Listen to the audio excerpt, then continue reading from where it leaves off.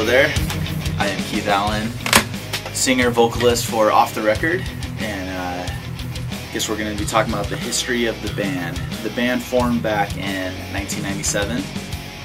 Started just as three friends, me and Ryan Schuler and Chris Rosario, and just were hanging out, jamming over at Ryan's house, and never really had a whole lot of intentions of taking the band serious or actually even having a band. We weren't a band at the time. And we just kept jamming, kept hanging out, became closer friends, good friends, and decided might as well find a drummer, get somebody in the mix, and kind of pursue it from there. Our first demo was absolutely ridiculous. Cheese, total cheese. But it was fun, so we kept doing it. So we basically played independently for a couple of years. Just played locally around our town in Lakewood, just a bunch of different venues, and things started progressing, started getting somewhat of a fan base, started getting a little bit better because we were pretty rough in the beginning. And eventually we ended up cutting a demo. It had a few songs on it, songs that were off Remember When. It had Good Times and The Bullet and Saturday Night Ride. And so we recorded that demo at a friend's house, gave it to a friend of mine, Chris Tenberg, played in a band called Flight 180. They were on BEC Records at the time. And so we gave that to them. He gave it to Brandon, and supposedly Brandon liked it, I guess, and offered us a contract. It's kind of cool because they never saw us play. They only heard 3 songs and offered us a contract. So we really didn't have to worry about the whole auditioning and all that sort of stuff for them. So at that time we were really stoked to be able to get a contract from them. Signed up with Tooth and Nail, and it was time for us to head off into the studio. And we did our first record, Remember When, out at the Blasting Room out in Fort Collins, Colorado. And we got to work with some great guys, Bill Stevenson and Jason Livermore and Stefan. And it was just awesome, man. I mean, to record your first record in a real studio like that and work with some real professionals like that was just mind-blowing for us. And of course, you know, we like Descendants and all. Just grew up, you know, some of the guys grew up big fans of them. I came to like them right before we were going in the studio. And it was just good, man. So we got done with our first record, did one tour in support of it.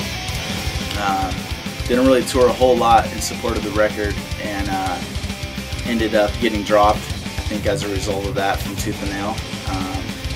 We were released from our contract from Tooth and Nail, and it was kind of back to the drawing boards for us because we were with Tooth and Nail for a couple of years, didn't really tour a whole lot, got out of our contract with them, and then it was time to really start doing another push for the band and try to go find a deal and all that sort of jazz. And in the mix of that, we came across a label from Oregon called New School Records, so we ended up becoming partners with them, signed a contract with them, and recorded our second record, Mulligan. At that time we went down to Orange Crush Studios, and we met up with this guy named Scott Soletta, who did our second record for us. And it was a good time, he's a good guy, it was fun hanging out with him, and to this day we're still really good friends with Scott. And so we did Mulligan, did our second record.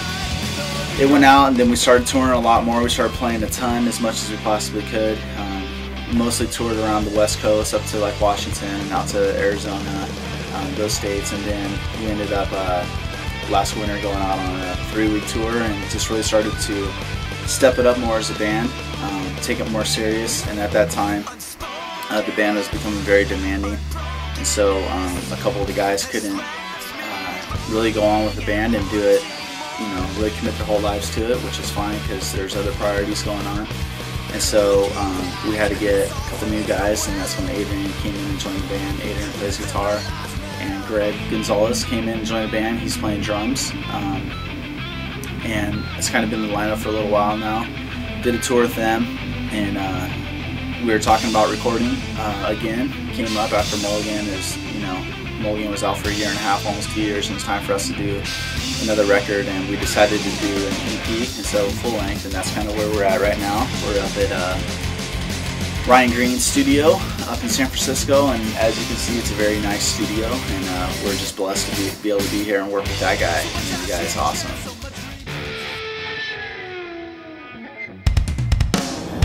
This looks like the rest of crappy America outside of LA.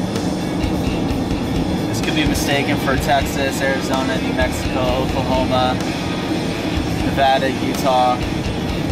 Any of those hodunk states, this is it. Hey, you want to hear some good, some new off-the-record stuff? I got some right here, straight from the studio. Check it out. Just got it back, dude. Yeah, just got it back. Sounds sick. Kiss boys. I was going for that whole Joey Cape feel, but I think I pulled it off. Today we're about to listen to Another Saga for the very first time. Pretty stoked about that. Yeah. Play turns out. There you go.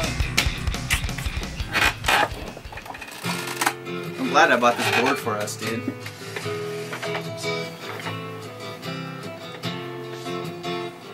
They'll kind of come in kind of loud, so they'll have to.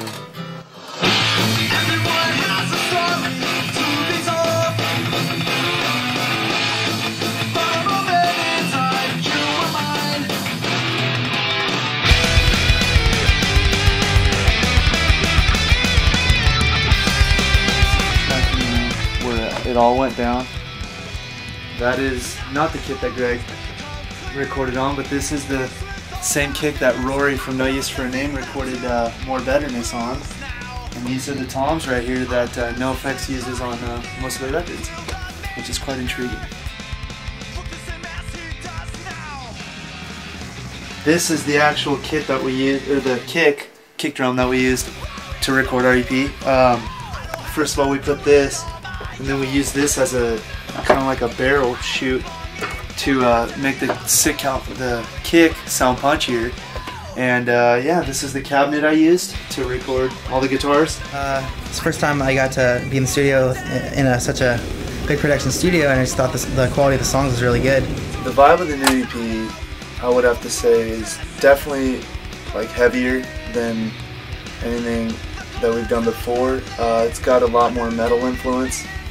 I listen to a lot of Maiden and metal bands and stuff like that, so it shows.